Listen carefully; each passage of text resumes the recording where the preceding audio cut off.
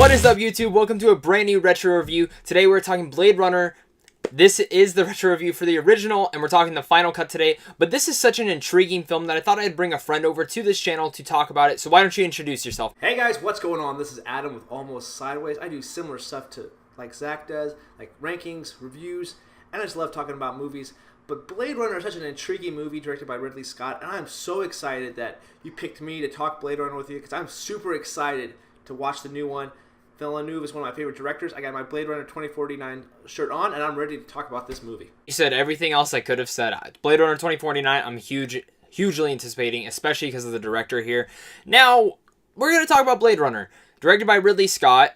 And a couple years ago, I saw it for the first time and did not honestly like it. I was very disappointed, and the hype did not live up to me. But I rewatched it, and I'm not going to lie, I really like it now. It's really good, and it's been stuck on my mind for the past couple of days. What are your thoughts? First watched it back when I was a teenager, so it's like 13 to 15 age. Didn't appreciate this. I'm like, oh, it's good. What did I know? I didn't know anything really much about my movies back then. But watching it last night, and I actually rewatched the ending to make sure I understood it fully. I really appreciate this movie so much. I think it's actually a really dang awesome movie. And it's one of Ridley Scott's best movies, and probably Harrison Ford's best performance too. I really am intrigued by this movie, and it's so awesome. And I definitely didn't appreciate it growing up, so I'm excited. Yeah, no, I agree. This is probably Harrison Ford's performance in here. I mean, all the performances in here are fantastic, but Harrison Ford especially. We've never seen him, like, in any of the movies he's done. He's been in a ton of them. I've never seen him go to this level or this depth of a character because he has to play such an intriguing character. And with the ending of this movie, which we'll get to in a little bit, just every twist and turn throughout the film, it makes you really get into the film and the world of Blade Runner. And the one thing I do want to talk about first, going in, rewatching it, I was a little worried on how the special effects and everything would hold up, and man, do they hold up. This film is beautiful. The cinematography is amazing, and the CGI effects and all the effects around there are so intriguing, so mesmerizing, that it's crazy to see that this film looks better than some films that were made in 2014, 2015. That's definitely the truth there, because there's like Gods of Egypt is one I can think of right off the top of my head, where it was a big CGI fest, like, which is total disaster. And watching it last night, I was like, man, this is so beautiful. I loved how everything that they captured, this world, the effects were brilliant. They look flawless. Heck, the big comparison I kind of draw from is the Star Wars The Phantom Menace, when they're flying through Coruscant. Yeah, those look pretty decent, but I think they were able to pull off the flying cars better in Blade Runner than they were able to do in Phantom Menace. And there's a huge, like, almost like 20-year gap between my math might be off a little bit, but there's a big, long gap between films, and it's just amazing what they were able to do, and the effects totally hold up, and that's the beautiful thing about practical CGI effects. It's flawless. It looks awesome. This is where I think a lot of directors nowadays should take. Practical effects look better than CGI effects most of the time, and Blade Runner here is no exception. But the CGI, it's fantastic, but this film is very different because it takes place in a sci-fi world where people would look at this and be like, oh, it's a sci-fi movie. It's probably going to have some action. And yeah, there are action scenes in here. But the thing about this film is that it's a noir-driven movie where it's not the crisp and cliche kind of noir movie that you would find. No, this is a very intriguing film, and it has so much depth to it that not one viewing can help you watch it. This is a film that you can go and research and start thinking more and more about and finding different levels of the film, because the whole story with the replicants in here and how there's 4 of them coming back to want to meet their creator and pretty much kill him, it's so intriguing on that level. And then there's levels of when that one scene when Harrison Ford is interviewing that replicant, and he has to go through so many questions to figure out, is it a replicant or not, when he kind of pretty much already knows that it is. But the fact that it took him so many questions adds on to that more intriguing level. And just the technology and the sci-fi elements they use in here. I love that device they use with the eye and having to ask the questions. I just love all of that. I really like that as well, because I think that's something that's so intriguing. Like, who thought up that idea to make this like an actual, like, a device that they're using to figure out the replicants? I really was intrigued by that. I wanted to know more about that machine alone from this movie. That's the beautiful thing what they were able to do, because every little thing, like if it even was that scene where Harrison Ford's like zooming in on this picture, I wanted like I was so intrigued and engaged in that one sequence. I was like up close to my TV trying to figure out what he's looking at, what he's trying to find. It was so amazing to see like the depth that they're going to with these new these technologies. And I really love the noir type of feel of this movie. Yeah, they have sci-fi elements, but I really like a good like kind of a mystery, kind of like going after cat and mouse type of movie as well. And I just really enjoyed it, and I really like this kind of the slow grind and slow build through the film as well. I thought that it was really engaging for me to see it. Yeah, I'd agree. It is very much a slow burn of a movie. And you know what? I was surprised to see that it was only an hour and 51 minutes, which if I had like one con to it, the film does feel a little bit longer than that. But the thing about that is there's nothing that I would take out of the film. So I don't even know if that's a con really, because I wouldn't take any of these scenes out. And we watched the final cut, like I said. So there's different things in here from the original cut, especially the ending and the unicorn scene are the two main differences, plus the voiceover that was in the original cut, which I remember always annoyed me when I was younger. But the film is so greatly done that. Like Ridley Scott, he's a good director. He's not one of my favorite directors, and sometimes I feel like with these slow burns that he does in his movies, they don't always pan out, especially with newer films. Like the two films I really like of his is Alien and this one. Besides that, I'm not the biggest fan of Ridley Scott. Now, taking that slow burn and actually making it work in this film, because any other film this probably would have became very boring, but the fact that this film has such a great mythology to the world and great atmosphere, because the film carries a very much horror atmosphere at times too. That one toy maker shop with all the different robots and the different tinkering toys and stuff, when you first go in there, it's kind of creepy. And when you keep exploring there, if you just look in the background, it's something like that would be straight out of It, if I'm being honest. It's a very creepy sequence, because they're like, are those really toys, or those like just really like small people? You don't. It's very interesting. It's very grimy, very creepy looking, especially later on in the film, because like the final like kind of showdown kind of happens. It starts off in that building as well. It's very creepy, especially when Harrison Ford's like going around looking to try to find where the replicants are. It's pretty creepy, and you don't know exactly what's going to happen there, or if he's going to make it out alive, and it's very intriguing. I just like that toy maker's place is a very creepy guy for sure. Oh yeah, and that final showdown, let's talk about that final showdown. That final showdown, it holds up. It's very intense actually, because you don't know what's going to happen. Like, I mean, we've seen the film, but like even knowing what's going to happen, like it was still mystifying, and you're still into the action. And I really just like the showdown, especially when Harrison Ford, I forgot, now I'm blanking, but whatever the replicant's name is, he pulls his hand through and starts breaking his fingers, and then he gives Harrison Ford back. I had chills during that scene, because especially since they were showing it on screen. Some movies pull away, but like this movie, it was showing clack, clack, pulls it through, and you see him trying to hold the gun. Ugh, it was gruesome. That final showdown, that's one reason why I wanted to rewatch the ending to this morning, because it's done so well. It's so gritty, and that showdown, not just this showdown alone, but Harrison Ford in this movie takes a beating. You never he gets beat up in Indiana Jones a lot, but this one he probably takes the most like brutal hits. Most of the brutal fight scenes are from this movie alone, and that's like the individually breaking the fingers. That's hard for me to watch because I'm very sensitive about the bone breaking, especially when they show it on camera.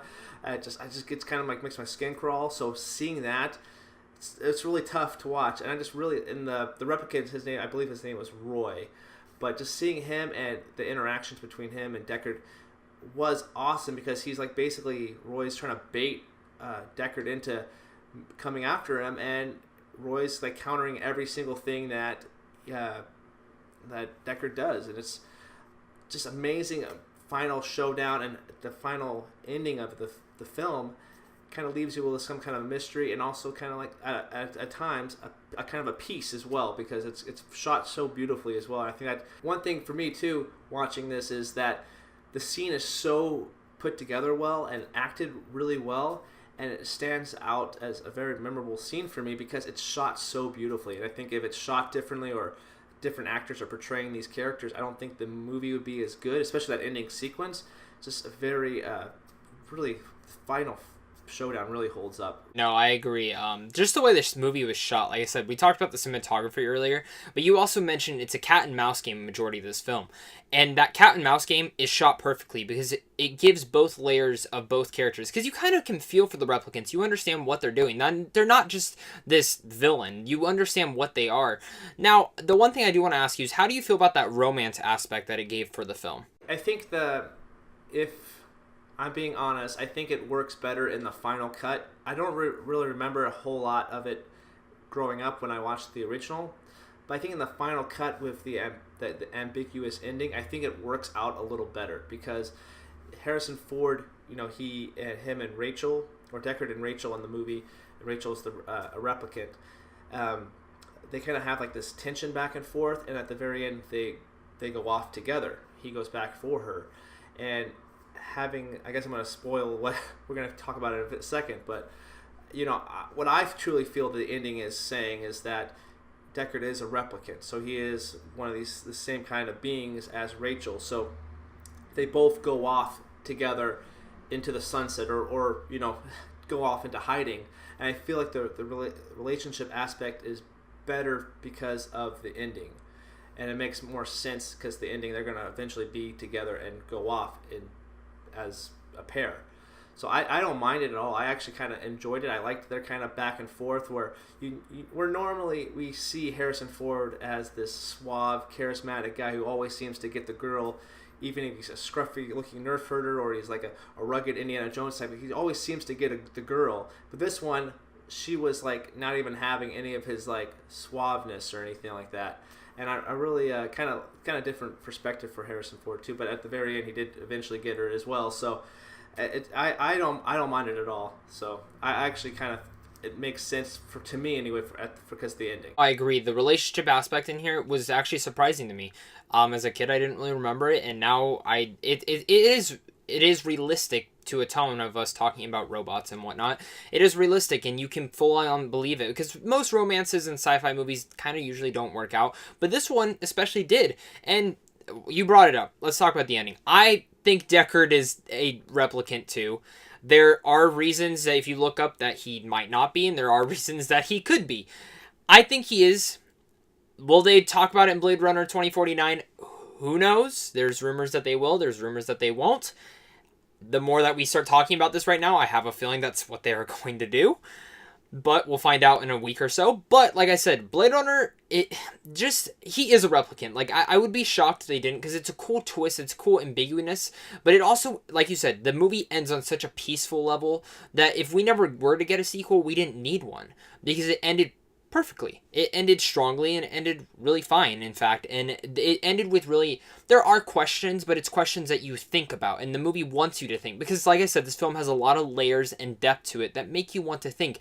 And I think there are interpretations in here that people might take in different ways. The one thing being, is Deckard a replicant or not? I think, for me, one of the kind of like little questions that when I was rewatching it last night was that Rachel clearly asks Deckard, have you ever used this test on yourself? And he says no or he doesn't answer the question. He kind of just lets it go. But it's kind of interesting. It's like, wait, if he hasn't done it on himself, he could possibly be one. And I thought that was very interesting as well. And it's just kind of one of those things that I started thinking about it more. And that's kind of this first moment in the movie is where I was like, he could be a replicant. And then as the movie kind of progressed in the final cut here, my belief that he actually is, like, into 100% like confirmed that he truly is a replicant at the very end of it. So I truly think he is, because just little Easter eggs or little hints they might have dropped here and there throughout the movie, and it's beautifully done because it leaves you with questions. And everybody can have a different interpretation about this, but it's not going to be like one of those movies you're going to be thinking about, like, what the heck were they trying to like have an analogy for this movie? They were like, basically, it's like he is or he isn't. You decide what he truly is, type of thing. And I loved how they were able to do that. Yeah, this isn't like a Mother. No, this is very much a film that you either have two different thoughts. And it's kind of an Inception. Like I would say Inception was kind of like this as well. Inception is he out of the dream, is he not at the end? This is how this one, is he a replicant or is he not? And Blade Runner, it's a really good film. It holds up very well, which was surprising to me because the film's 30 years old, more than that now, and that's insane to hear or even think of. But this is my thing. You mentioned that Ridley Scott is a good director on planting little Easter eggs and mysteries to add on to certain things. There's actually some in Prometheus. There's some in Alien. And if you look at these little theories and intriguing, it makes some of his movies a little bit better, the ones that especially that aren't good. And that's what I really like about Blade Runner, is because he plays with it. He plays with it so perfectly. And overall, like, I really, like, the more I'm starting to think about it, the more I like it. Because after I watched it, I was kind of like, yeah, it was good, but I don't know. And then a day later passes, I'm, like, still thinking about it. Another day passes, I'm still really thinking about it. And now you and me talking about it, it makes me not question as much as I kind of had. Because this is a film that you kind of got to research sometimes if you didn't really get it. Because it is a very... Even though it's a slow burn, it is a fast-paced thing with some of the questions and some of the answers. But you mentioned one of my favorite lines in the film is when she asked Deckard, have you ever tried it on yourself? And it is so intriguing because if this was in today's world, that would be such a thought-provoking question. There's some things that do that really well, where the show Westworld actually does that question a lot, and I like that, and I liked seeing it in Blade Runner because it is very intriguing. It's like, why haven't you tried it on yourself? It's intriguing. But man, I want you to tell me, leave me with your final thoughts, and give me a score. What would you score this film? Final thoughts about Blade Runners. I think this is one of Ridley Scott's best movies. I feel like this is Harrison Ford's best performance, and I really appreciate this movie more now, today, than I did when I first saw this movie, and I'm looking forward to seeing what Denis Villeneuve brings in for Blade Runner 2049. I think it's going to be a really awesome movie, and I'm really excited to see what they, what kind of homage they pay to this one. I feel like this is Ridley Scott's best directed film, like I said, up there with Alien, and I really liked how he was able to tell the story and how the effects were able to withstand today. If I had to rate it, I'm going to give Blade Runner a 4 stars. I think this is a pretty perfect movie. I don't have any complaints about this at all. Originally I had it at 3.5, but the more I've been talking about it, I moving it up to 4. I really like this a lot. Awesome, dude. Hey, that's a great score. I'm gonna go a little bit lower. I'm probably gonna give it around a B+, A-. I really liked it more than I thought I was going to. Coming into this review, I had it ranking around a B-, but the more we kept talking about it, the more I kind of kept bumping it up. But yeah, you're totally right. We are both really excited for Blade Runner 2049. I have a prediction that I'm probably gonna like 2049 a little bit more, just because I honestly, my full heart opinion, I find Denis Villeneuve to be a better director than Ridley Scott. You guys can pan me down in the comments, but I have that feeling. But guys, what would you guys rank Blade Runner? I want to hear it down below. I really like this film. Adam, it was so glad to have you on here. Tell them where they can find you. You guys can find me here on YouTube at Almost Sideways. Again, my name is Adam, and I do ranking videos, movie reviews, anything about movies. I like to talk about them, and I would love to have you be part of that conversation as well. So come on over, check out a review and ranking. I would love to have you guys join in.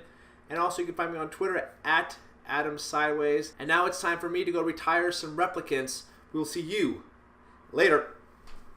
So make sure to go check out Adam. Great YouTuber. We've done some collabs on his channel. This is the first one I think we've done on my channel. So this was a ton of fun, guys. Thank you guys so much for joining. Like I said, comment down below and tell me what you guys thought of Blade Runner, the original. And I can't wait to talk about Blade Runner 2049. That's going to be an insane film. As always, guys, make sure to stay classy and have a great rest of your day.